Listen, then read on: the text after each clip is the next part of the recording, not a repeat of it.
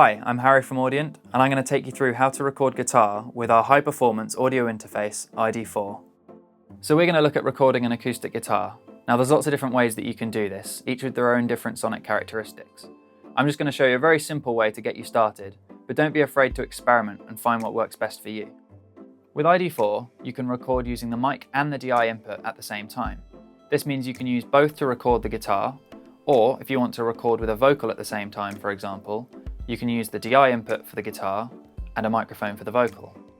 So we're going to be using a Rode NT2000A microphone, which is an example of a large diaphragm condenser which requires phantom power to work. Large diaphragm condensers are a really good starting point because they can record a variety of different sources, including guitars and vocals and even things like pianos. So firstly, you need to connect your mic to ID4. You can do this by plugging in an XLR cable to the rear of the unit and then making sure that the phantom power switch is engaged, which can be found next to that connector. Now you've got signal into ID4, you need to make sure you can hear it. So dial in a little bit of gain using the gain knob and then make sure that the monitor mix knob is set to input. This way you'll be able to hear it on your headphones.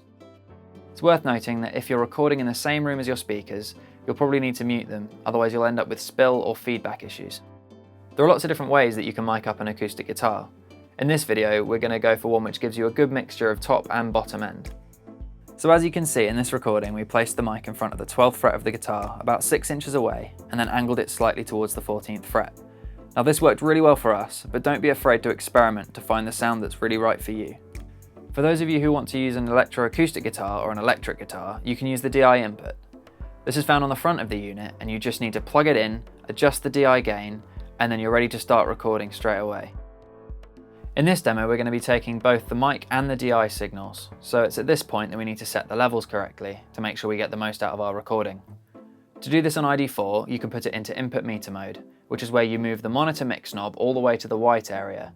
This shows the input levels on ID4's meters, with the mic input on the top and the DI input on the bottom. So now that you can see the levels, you need to make sure that you're not recording too loud or too quiet.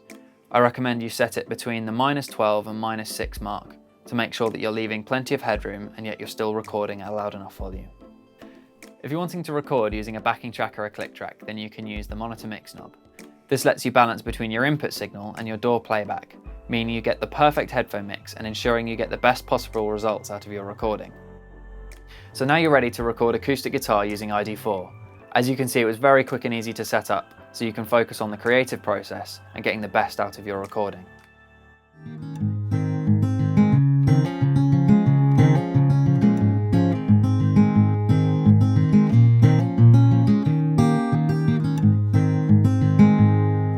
For more tutorials and other useful videos, head over to our YouTube channel and make sure you hit subscribe.